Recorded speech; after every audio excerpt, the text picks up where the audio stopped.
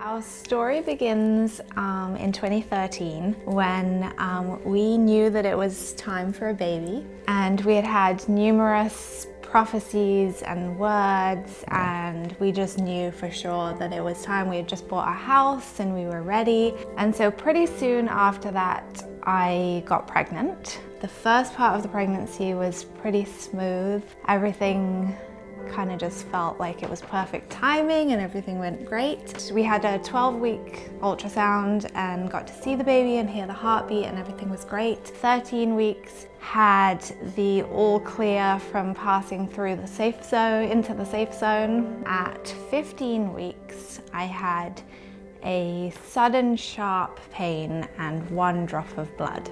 We knew that this was pretty common in pregnancies and didn't really think that much of it, but we just thought it's probably good to get checked. So we went into emergency, and that night, after spending a couple of hours in there, we again were cleared, everything was fine, and we were sent home. And then we went back the next day for an ultrasound. And after the ultrasound, we're taken into a room and we were told something that I thought that we would never ever hear. The doctor said that they couldn't find the baby's heartbeat, and they wanted to do a D&C right away. They said that there's no way that the baby had survived. So we went home that day, really just holding on to the promise from God that we were gonna have a baby. And we spent the next 3 days in a kind of waiting space that felt really surreal. We didn't really know what was gonna happen, but we were just trying to stay as calm and just holding on. Yeah, holding on. And at 16 weeks and 4 days, I miscarried. Basically, we had a decision at that point to make. We could give in to the loss and the despair and the sorrow of losing a baby, or we could hold on to the promise from God. The question becomes, what do you do when everything in your life seems to be happening the complete opposite to what God's word said? We still believed God was good. We still believed in his miraculous working power, but sometimes you don't have the whole picture yet. And so we decided to believe that this was an end of a chapter, not the end of a story. We had a few months of just healing, and then we knew that it was again time for a baby.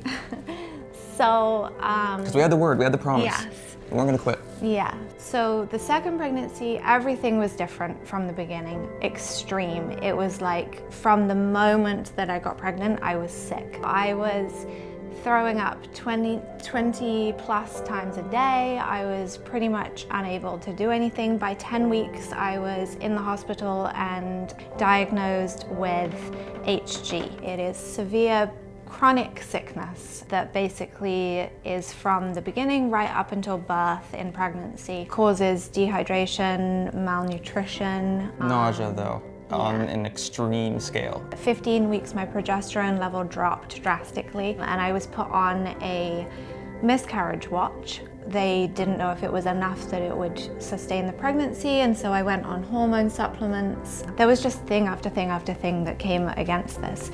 But throughout the whole time, we just clung on to that we knew that this was our baby. This was the promise from God, and that we were going to get through this. You know, we learned to really attack this head on from the beginning, to declare God's word right from the beginning, to not take anything for granted, because we knew this was a promise. And so at 36 weeks, Willow was born. Yay! And she was a fighter. Everything that they had said through the pregnancy and through the birth that they were concerned about, none of it was real. So then we come to 2017, when it was time for another baby. We found out I was pregnant again by the fact that I just got extremely sick. I again was diagnosed with HG. My progesterone level dropped at 15 weeks, so it was exactly the same point each time. They again put me on miscarriage watch, and then at 16 weeks, I had an ultrasound.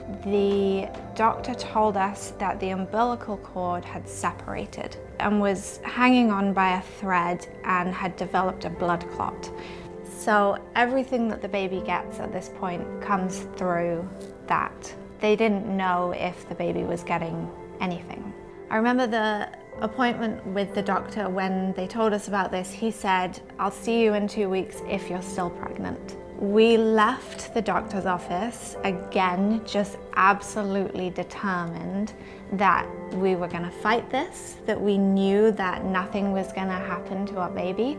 Tim declared a fast, and we got the leadership to pray, and we had multiple people who had visions and words. So at 20 weeks, we went in for another scan, and the umbilical cord had reattached. Yeah.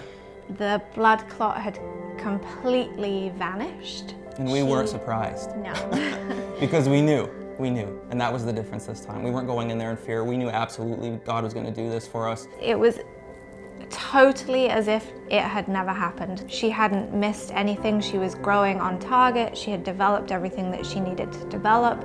When Eden was very dramatically born, she had the cord very tightly wrapped around her neck, and she was born not breathing. So she was rushed over to the table where they resuscitated her, and then they rushed her away to intensive care. So she ended up being kept in the hospital for 4 days, and on the 5th day, she was having not had any medication, not having any procedures. She was taken off the tubes and totally breathing on her own and was entirely healthy. God has been completely so faithful in our lives. We held on through the craziest circumstances, but at the end of the day, we had the victory because our trust was in God. I'm Tim. And I'm Khaili. And we believe in miracles.